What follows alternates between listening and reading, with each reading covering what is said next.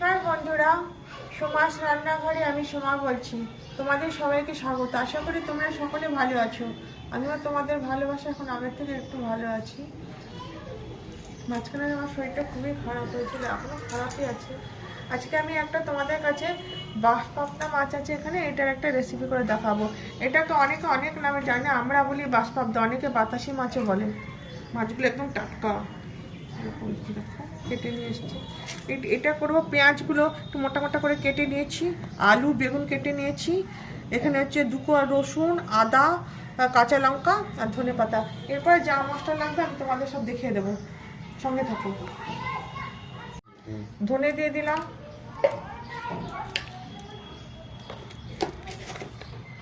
জিরে দিয়ে দিলাম, কাঁচা লঙ্কা, আদা আর 2 কোয়া রসুন দিয়ে এটা পেস্ট করে নিচ্ছি।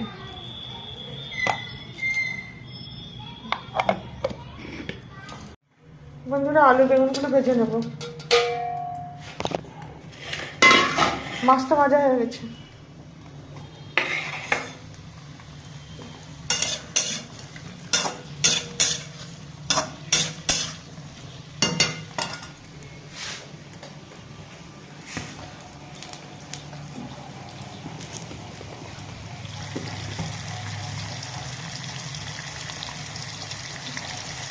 নুন,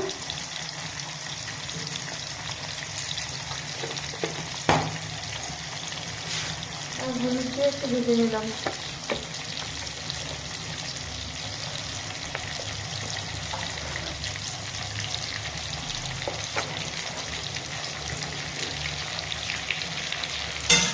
ভালো করে সাঁতলে নেব।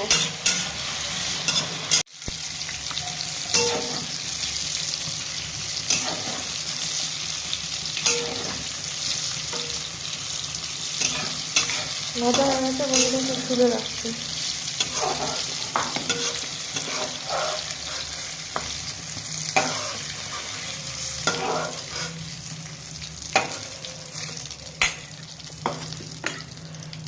এই তেলের মধ্যে আমি কালো জিরা ফোড়ন দিয়ে দেবো, একটু কাঁচা লঙ্কা দিয়ে দিলাম, ফাটিয়ে একটু কাঁচা লঙ্কা দিয়ে দিলাম, পেঁয়াজগুলো কেটে রেখেছি একটু মোটা মোটা করে দিয়ে দেবো।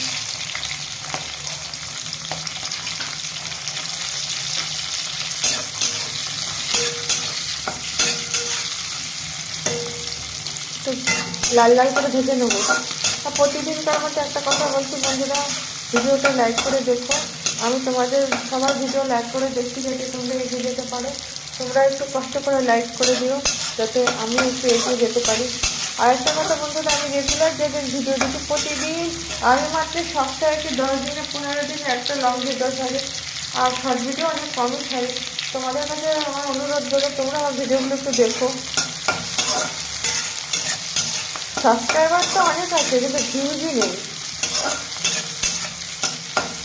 অনেকে আছে সাবস্ক্রাইব করে রেখে বসে দেয় নিজেদের সাবস্ক্রাইব করার জন্য, আর দেখে না, আর ফিরেও চ্যানেলটাকে দেখে না। এরকম করো না তোমরা। পেঁয়াজগুলো ভাজা হয়ে গেছে লাল লাল করে। এখানে জিরা, ধনে, আদা, 2 কোয়া রসুন আর কাঁচা লঙ্কা দিয়ে পেস্ট বানিয়ে রেখেছিলাম, ওটা দিয়ে দিলাম।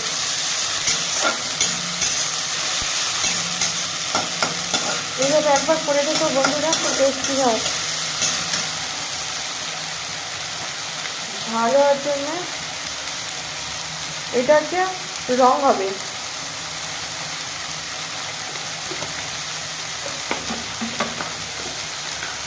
এটা একটু ঝাল ঝাল করবো, এটা একটু লঙ্কার গুঁড়ো।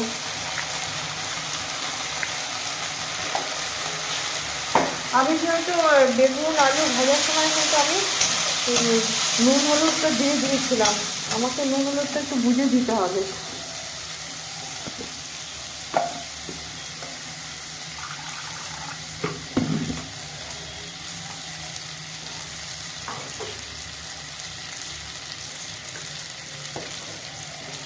মশলাপাতি দেওয়া জলটা দিয়ে দেবো।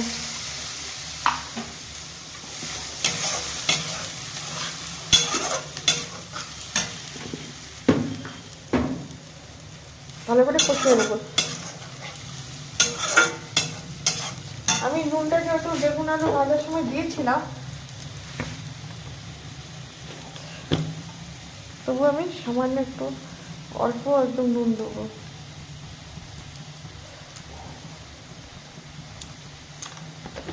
হলুদ তো আমি দিয়েছিলাম, আর হলুদ লাগবে না। কিন্তু কালারটা কি সুন্দর এসেছে।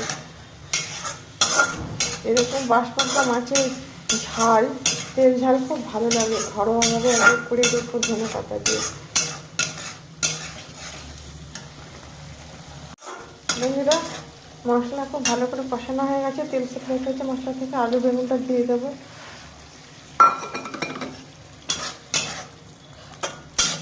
বেশি নাড়াচাড়া করবো না, একটু নেড়ে দেবো।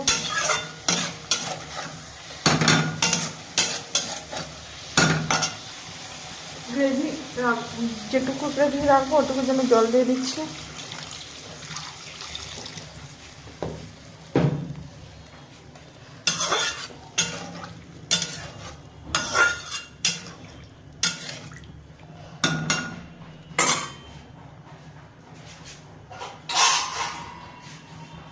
दस मिनट पर ফিরবো। বন্ধুরা ঢাকনাটা খুলছি। বন্ধুরা আলু টুলু সব সেদ্ধ হয়ে গেছে। এখন মাছগুলো দিয়ে দেবো।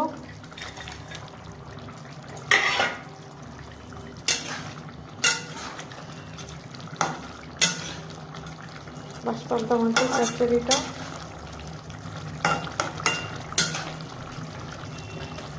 মাছ দিয়ে আর বেশি আমি ইয়ে করবো না, ফোটাবো না। এখন ধনে পাতা আছে, ধনে পাতাগুলো দিয়ে দেবো। ধনে পাতাগুলো বন্ধুরা দিয়ে রেখেছি। হাতটা আমার ধোয়া আছে, এটা একটা হেলদি হ্যাবিট।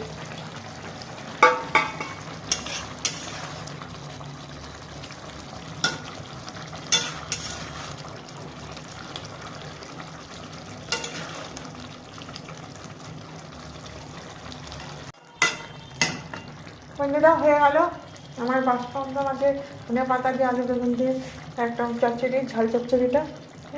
ভালো লাগলে লাইক করে দেবেন, শেয়ার করে দেবেন। আপনারা যদি একটু ভালো লাগে শেয়ার করে দিলে আমি তাহলে রান্নাটা পৌঁছে যাবে অনেকের কাছে।